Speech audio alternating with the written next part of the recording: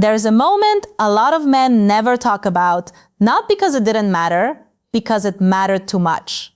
A quiet moment, a closed door, a woman you care about, or maybe a woman you wanted to impress.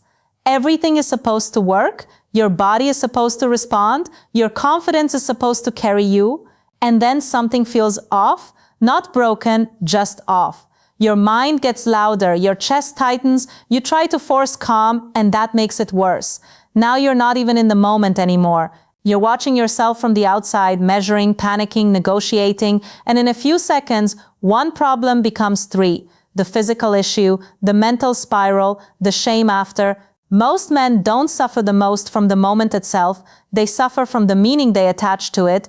And if you're the kind of man who wants truth more than comfort, subscribe now, because this channel is for people who are done hiding behind surface-level advice and ready to face what actually changes a life. Because here's what this really means. A lot of performance issues in men are not a verdict on masculinity. They are a signal about stress, a signal about fear, a signal about disconnection from your own body, a signal that your lifestyle, your mind, your habits, and your nervous system are no longer working together.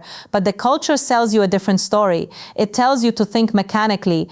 Take this, hide that, don't talk, don't slow down, don't admit weakness, just patch the symptom and get back in character. That's the misconception.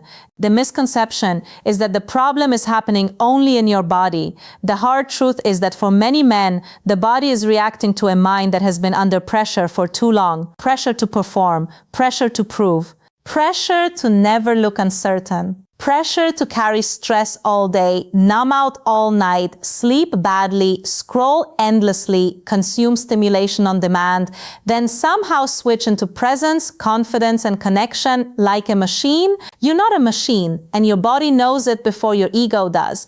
That's why a man can be successful, intelligent, strong, even admired, and still feel fragile in private, because private is where performance stops being an image and becomes a mirror. And some men are terrified of mirrors, not the mirror that shows your face, the mirror that shows your patterns. That's avoidance. When you laugh it off, change the subject, blame timing, blame fatigue, blame her, blame chemistry, while secretly feeling your confidence erode from the inside, that's avoidance. When you keep flooding your brain with cheap stimulation and then wonder why real intimacy feels muted, that's avoidance.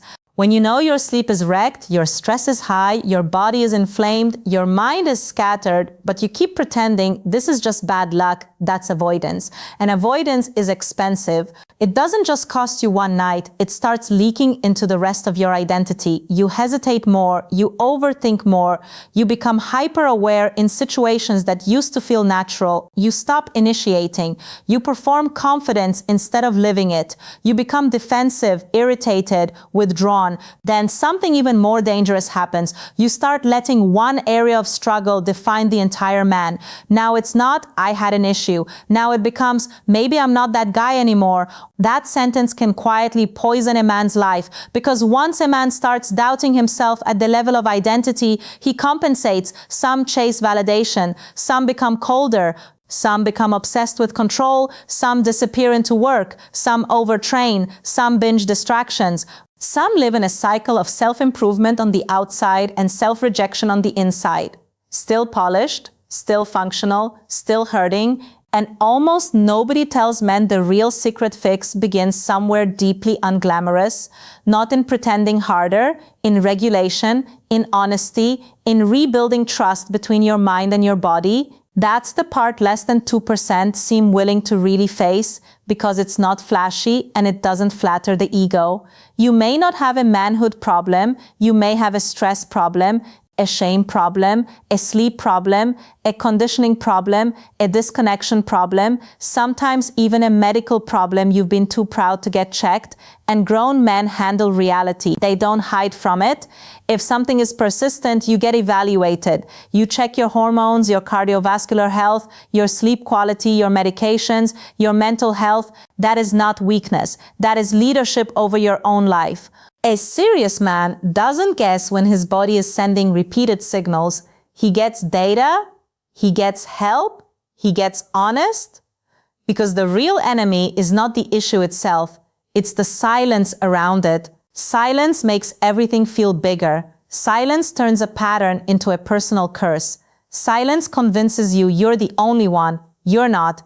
But you do need to understand the psychological root, because this is where the turnaround begins. A man under chronic stress lives in readiness, not receptivity. His body learns vigilance. His thoughts race ahead of the moment. He scans for failure. He anticipates embarrassment. He tries to control outcomes instead of entering experience. And the harder he tries to force performance, the more he activates the exact state that interferes with it. Think about that. The very desperation to prove you're fine can become the reason you're not. That's why just relax never works. It's shallow advice. Relaxation is not a command, it's a condition. It has to be built. Built through the way you live.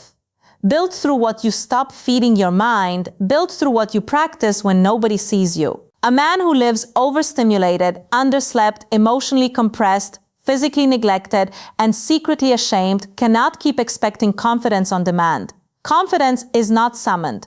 It is earned through alignment. And that's the perspective shift. The fix is not only about getting through a moment, it's about becoming the kind of man whose life supports the moment. That's different. That's deeper. That lasts. Picture the archetype most men actually respect. Not the loud one, not the guy performing alpha for strangers, not the man who needs constant proof. I'm talking about the grounded man, the one who walks into a room without rushing his energy, the one who listens fully, the one who doesn't crumble because one part of life got difficult. He takes care of his body because he lives in it, not because he's trying to impress the mirror. He trains, but not as punishment. He rests, but not as laziness. He can have a hard conversation without becoming defensive. He can admit something is off without collapsing into self-pity. He doesn't need drama to feel masculine. His strength is clean, calm, available. That man is attractive for a reason, because he is integrated. He is not split into public confidence and private fear. And no, he did not wake up that way. He built that version of himself through decisions that looked boring from the outside and life-changing from the inside. He reduced what overstimulated him. He faced what embarrassed him. He got support where his pride wanted secrecy. He stopped negotiating with habits that were draining his vitality. He stopped treating symptoms like identity. He stopped saying, "This is just who I am." And he started saying, "This is what I'm addressing." Feel the difference. One is surrender. One is ownership. If you want the practical shift, start here. The next time your mind tries to turn one difficult experience into a character judgment, interrupt it. Don't say, "What's wrong with me?" Say, "What is this showing me?" That single question moves you from shame to observation, from collapse to curiosity. Then clean up the obvious leaks in your life with brutal honesty. If you are sleeping 5 hours, your body will collect the bill. If stress is eating your focus all day, intimacy will not magically become effortless at night. If your brain has been trained by novelty, speed, and artificial stimulation, real connection may feel quieter at first. That doesn't mean something is wrong with reality. It means your reward system needs to recover. If your body is sedentary, inflamed, or neglected, stop acting surprised when it stops responding the way it used to. This is not punishment. This is cause and effect, and that should empower you. Because if there are causes, there are also changes.